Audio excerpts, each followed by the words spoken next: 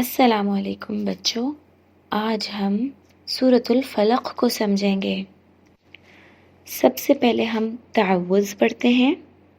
اعوذ باللہ من الشیطان الرجیم۔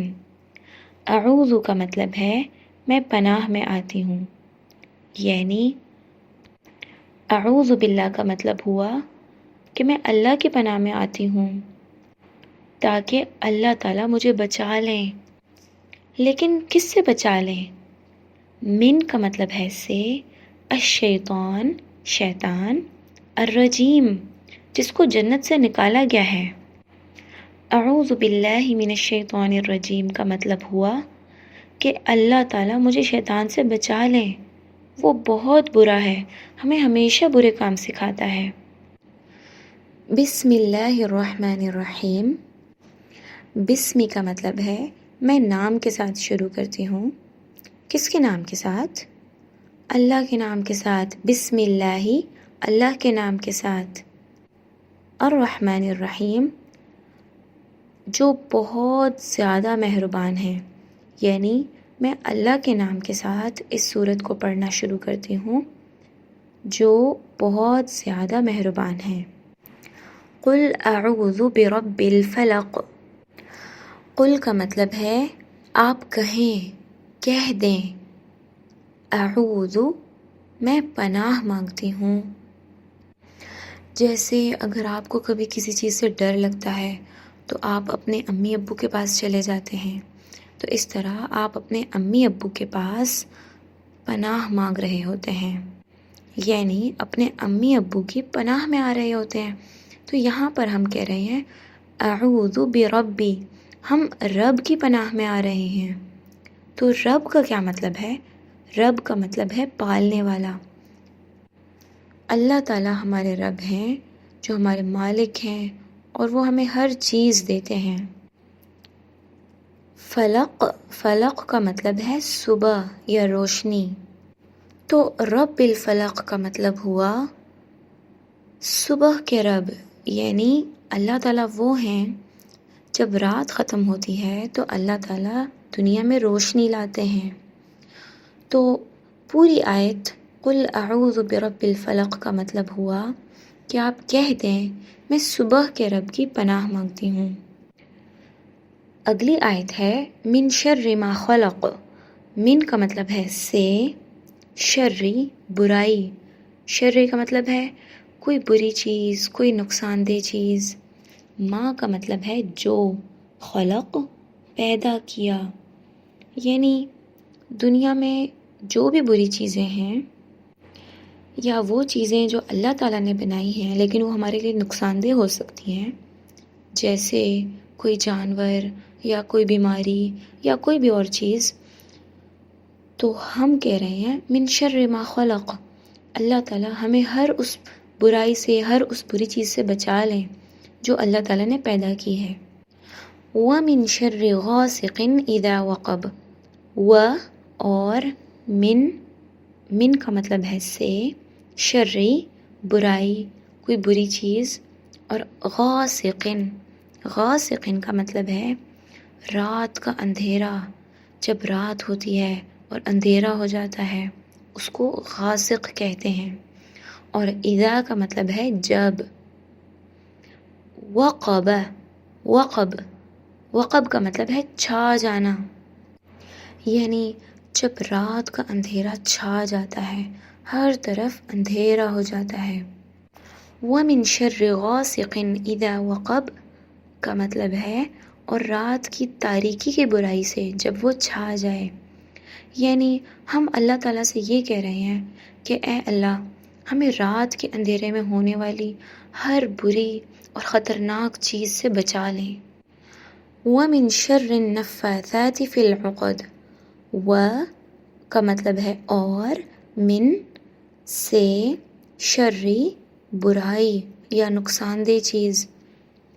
نفاثاتی، نفاثاتی کا مطلب ہے پھونکنے والی عورتیں۔ فی کا مطلب ہے میں،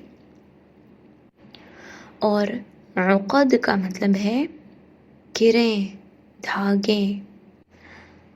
گرہ لگانا ایسا ہوتا ہے جیسے کوئی رسی ہو اور اس کو کوئی گرہ لگا لے، جیسے آپ اپنے شوز کے لیسز کو گرہ لگاتے ہیں.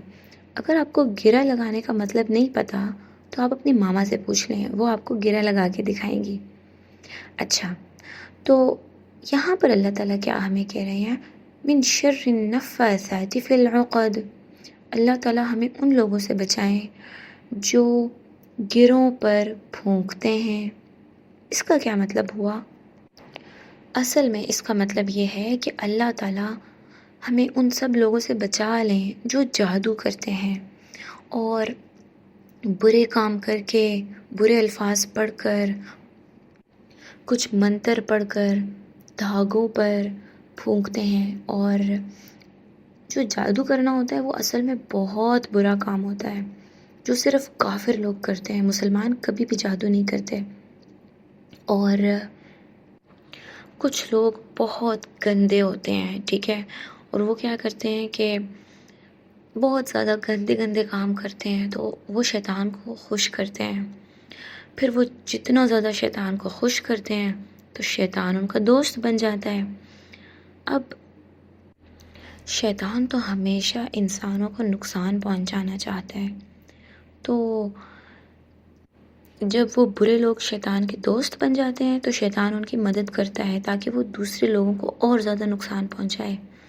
تو اس لیے اللہ تعالیٰ نے ہمیں سورۃ الناس اور سورۃ الفلق سکھائی تاکہ کوئی بھی ہمیں جادو کا نقصان نہ پہنچا سکے.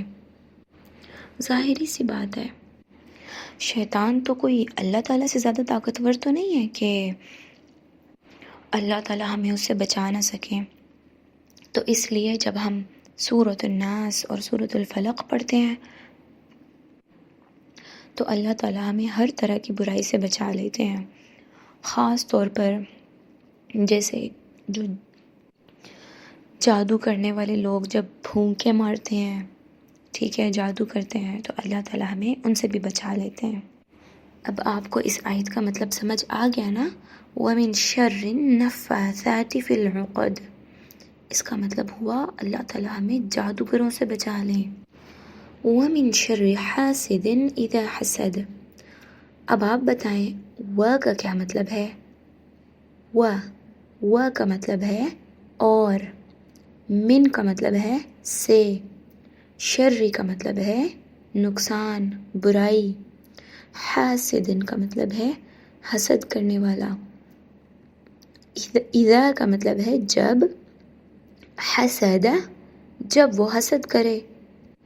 اس آیت میں ہم اللہ تعالیٰ سے کہہ رہے ہیں کہ اللہ تعالیٰ ہمیں حسد کرنے والوں کے حسد سے بچا.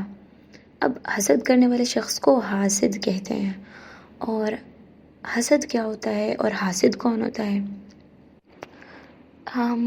کچھ لوگ ہوتے ہیں جو کبھی کسی دوسرے شخص کے پاس کوئی اچھی چیز دیکھیں تو وہ کہتے ہیں اس کی یہ اچھی چیز ختم ہو جائے. وہ یہ نہیں کہتے کہ اللہ تعالیٰ اس کو اور اچھی چیزیں دیں، بلکہ وہ اس کے لیے برا چاہتے ہیں. تو یہ ہوتا ہے حسد. جیسے اگر آپ کسی کے پاس کوئی بہت اچھا سا کھلونا دیکھیں اور آپ اللہ تعالیٰ سے دعا کریں کہ اللہ تعالیٰ اس بچے کو اور بھی زیادہ اچھے کھلونے دے اور مجھے بھی اچھے اچھے کھلونے دے، تو پھر تو حسد نہ ہوا. لیکن اگر کوئی گندا بچہ یہ سوچے کہ اللہ تعالیٰ اس کا کھلونا ٹوٹ جائے تو یہ حسد ہے. ہمیں کبھی بھی کسی دوسرے کے لیے کوئی بری چیز نہیں چاہنی چاہیے. حسد کرنے سے دل کالا ہو جاتا ہے.